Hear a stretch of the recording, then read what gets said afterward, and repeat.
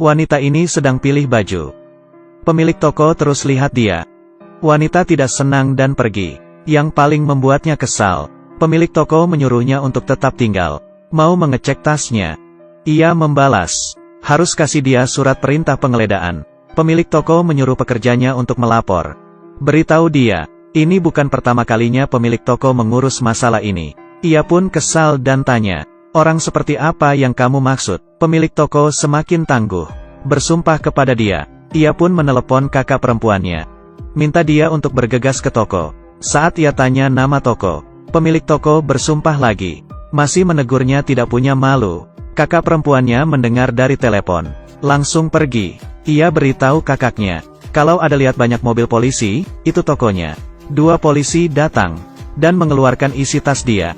Polisi bertanya, apa Anda seorang siswa dari Departemen Guru? Ia jawab dia adalah seorang guru private. Pemilik toko bertanya dengan nada tinggi, kamu umur berapa? Ada 20-an. Polisi cek identitasnya. Sadar dia umur 26. Meragukan dia di umur segitu jadi seorang guru.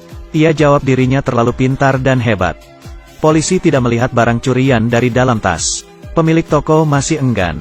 Ia yakin melihat wanita itu mencuri. Pasti dimasukkan ke dalam kantong celana atau baju. Polisi lihat CCTV dan ingin cek. Pemilik toko bilang CCTV rusak. Masih ada satu cara lagi. Polisi minta ke polisi wanita untuk menggeledah. Wanita tidak senang dan menolak. Polisi wanita yang tidak terima bilang kalau kamu menolak, kamu akan ditangkap.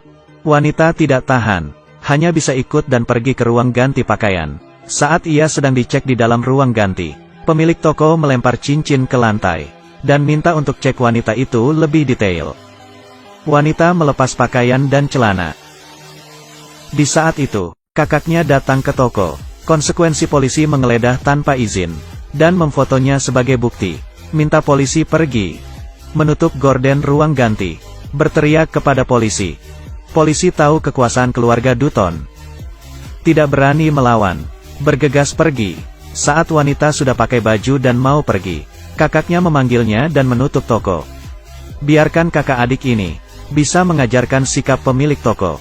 Menyuruh pekerja pergi, menghancurkan kaca di toko, terus memecahkan kaca toko, dan pilih satu baju. Menyuruh bos ganti baju di depannya.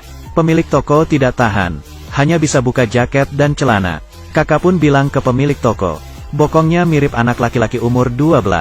Pemilik toko hanya bisa menahan, tidak berani menatap kakak wanita itu.